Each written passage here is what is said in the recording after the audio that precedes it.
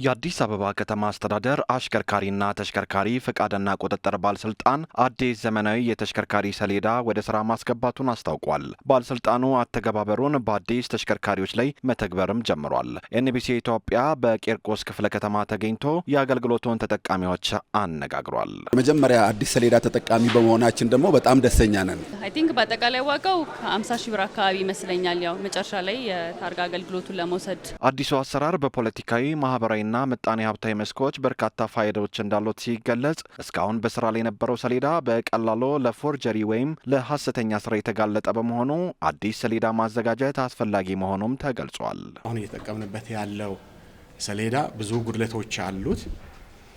አንደኛው ለአመራረትና ለስርጭትም ምቹ አልነበረም፣ ክፍተት ነበረበት።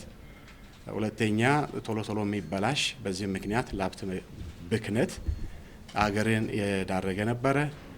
ሶስተኛ ደግሞ ፎርጀሪ ይሰራል። ተመሳሳይ ፎርጀሪ ስለሚሰራ በቀላሉ ለሰላም መድረፍረስ እና ለሕግ ጥሰቶች ሰዎች ይጠቀሙበት ነበረ።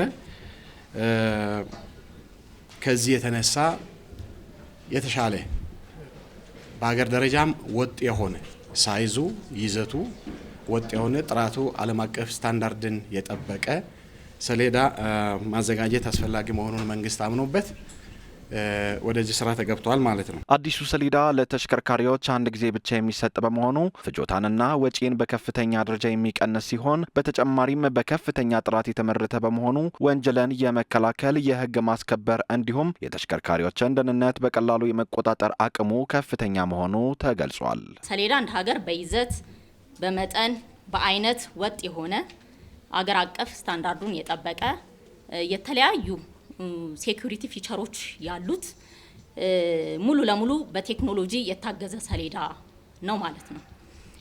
ከዚህ አንጻር ያው ማይክሮቺፕስ አለው፣ RFID አለው፣ QR ኮድ አለው።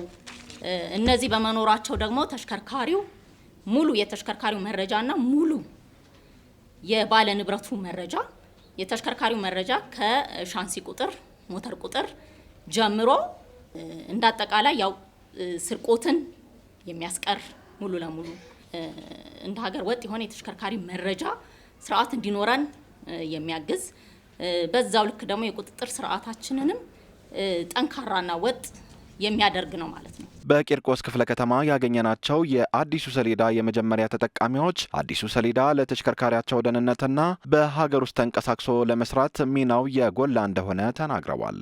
ይሄ ተሽከርካሪ ሰሌዳ አዲስ ሰሌዳ ላይ ነው የደረሰን። እንዳጋጣሚ ይሄ ሰሌዳ አዲስ ካሁን በፊት የነበረው የክልል ኮዶችን ይጠቅሳል።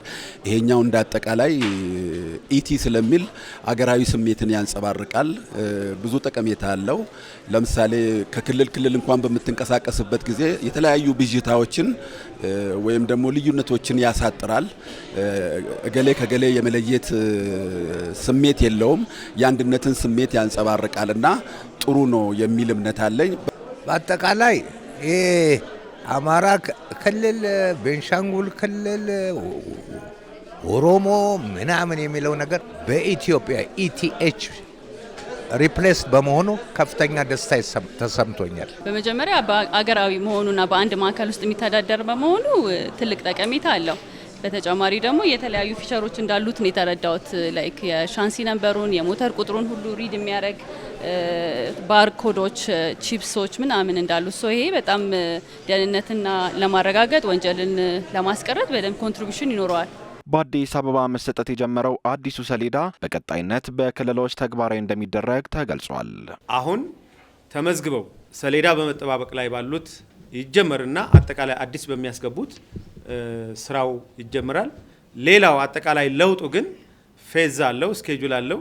በዛ መሰረት በየጊዜው የሚያሳውቅ ይሆናል ሚኒስቴር መስሪያ ቤቱ ከሌሎች ከአዲስ አበባ ከተማ አስተዳደርም ከሌሎች ክልሎችም ማለት ለጊዜው አሁን ለአዲስ አበባ ከተማ አስተዳደር ይሄንን ጀምረናል።